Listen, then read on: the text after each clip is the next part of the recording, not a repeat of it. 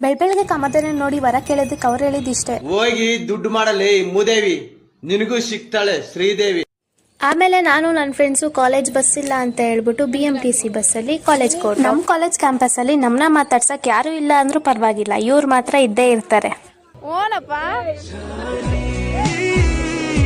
ಕ್ಲಾಸಲ್ಲಿ ಒಂದೆರಡು ಟೆಸ್ಟ್ ಕೊಟ್ಟರು. ಟೆಸ್ಟ್ ಮುಗಿಸ್ಕೊಳ್ಳೋ ಅಷ್ಟರಲ್ಲಿ ಲಂಚ್ ಬ್ರೇಕ್ ಬಂದೇ ಬಿಡ್ತು. ಲಂಚ್ ಬ್ರೇಕಲ್ಲಿ ಲಂಚ್ ತಿನ್ನೋದ್ರ ಬದಲು ಬಿಗ್ ಬಾಸ್ ಬಂತು ಅಂತ ಬಿಗ್ ಬಾಸ್ ನ ಹುಚ್ಚರು ಜಾಸ್ತಿ ಆಗ್ಬಿಟ್ಟವ್ರೆ. ಆಮೇಲೆ ಒಂದು ಸೆಮಿನಾರ್ ಇತ್ತು, ಅದು ಅಬ್ರಾಡ್ ಎಜುಕೇಶನ್ ಬಗ್ಗೆ ತಿಳ್ಸ್ಕೊಡೋಕೆ ಬಂದಿದ್ರು. ಅವರು ತಿಳ್ಸ್ಕೊಟ್ಬಿಟ್ಟು ಅವ್ರ ಪಾಡಿಗೆ ಅವ್ರು ಹೋದ್ರು, ನಮ್ಮ ಪಾಡಿಗೆ ನಾವು ಮನೆಗೆ ಹೋದೋ. ಅದ್ರ ಮಧ್ಯೆ ಇವರಿಬ್ರು ಸಿಕ್ಕಿದ್ರು. ಒಬ್ರು ಹಾಯ್ ಹೇಳ್ತಿದ್ದಾರೆ ಆ್ಯಂಡ್ ಒಬ್ರು ಬಾಯ್ ಹೇಳ್ತಿದ್ದಾರೆ. ಆಮೇಲೆ ಮನೆಗೆ ಹೋಗ್ಬೇಕಂದ್ರೂ ಮನೆಗೆ ಹೋಗೋ ಮೂಡ್ ಇರಲ್ಲ, ಯಾಕಂದ್ರೆ ಅಷ್ಟು ಬಿಸಿಲಿರುತ್ತೆ. ಆ ಬಿಸಿಲಲ್ಲಿ ನಮ್ಮ ಕಾಲೇಜ್ ಬೆಟ್ಟನ ಹತ್ತಿಳಿಯೋ ಅಷ್ಟರಲ್ಲಿ 1 kg ಸಣ್ಣ ಆಗ್ಬಿಟ್ಟಿರ್ತೀವಿ, ಇಲ್ಲ ತಿಂದನ್ನ ಅರ್ಗೋಗಿರುತ್ತೆ.